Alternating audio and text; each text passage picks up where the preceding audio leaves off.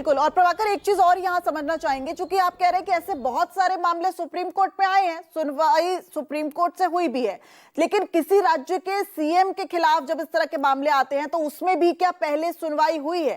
क्योंकि अब कहा तो ये जा रहा है कि हाईकोर्ट को कमजोर करने की कोशिश की जा रही है, हमारे पास मामले बहुत ज्यादा लंबित है इसलिए आप हाईकोर्ट जाइए, लेकिन ऐसा तो नहीं है कि किसी राज्य के सीएम का मामला है तभी ऐसा कहा गया।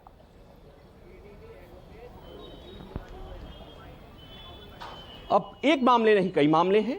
यह बात और है कि कई बार पहले सीधे हाईकोर्ट गया, हाईकोर्ट ने नहीं सुनवाई की तो मामला सुप्रीम कोर्ट आ गया, कई बार सीधे मामला सुप्रीम कोर्ट आ गया, और खासकर टिप्पणियों के मामले में सीधे सीधे मामला आया है और सुप्रीम कोर्ट ने सुनवाई किया है। हम ये बात कह करके किसी को ऑफेंड करना नहीं चाहते, बस हम इतनी बात जानते हैं, जिससे उम्मीद होती है शिकायतें उसी से होती हैं। देश के लोगों को उम्मीद है इस सबसे बड़े अदालत से।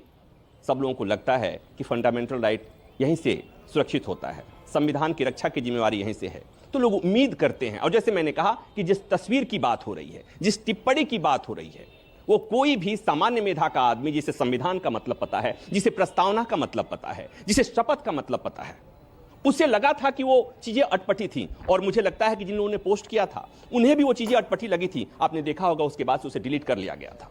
तो मुझे लगता है कि जिन चीजों से आवाम आहत होती है, जिन चीजों से देश के बाकी लोग आहत होते हैं, उससे सुप्रीम कोर्ट के जजेस भी आहत हों, ये कोई जरूरी नहीं है। खैर, सुप्रीम कोर्ट ने कहा है हाईकोर्ट जाने के लिए, हाईकोर्ट जाने की व्यवस्था भी संवैधानिक व्यवस्था है। किसी का फंडामेंटल राइट का उल्लंघन होता है, कोई इस तरह की दिक्कत होती है, तो आप सुप्रीम कोर्ट जिस व्यवस्था के तहत आते हैं उसी तरह की पैरेलल व्यवस्था हाईकोर्ट जाने की भी है। तो कोर्ट ने कहा कि हाईकोर्ट जाइए, आपकी बात वहां सुनी जाएगी, आपकी बात वहां रखी जाएगी। वहां भी एसआईटी गठन का आदेश हो सकता है, एसआईटी के मेंबर बाहर से रखे जा सकते हैं।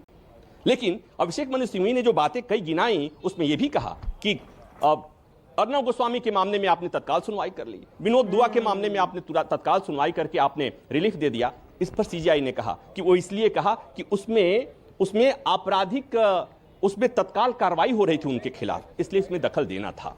तो कुल मिलाकर ये कि खबर आज की बस यही कि असम के मुख्यमंत्री हेमंत बिस्वा शर्मा के खिलाफ दायर याचिका पर सुप्रीम कोर्ट ने सुनवाई करने से मना कर दिया। याचिकाकर्ता को कहा कि आप हाईकोर्ट जाइए, हाईकोर्ट को कह दिया कि अगर ये जाते हैं तो इनकी याचिका पर आप यथाशीघ्र सुनवाई कर लीजिएगा। तो इसे ऐसे भी देख सकते हैं, एक छोटा सा आंसर यहाँ पर प्रभाकर जानना चाहेंगे, उसके बाद अपनी खबर को विराम देंगे।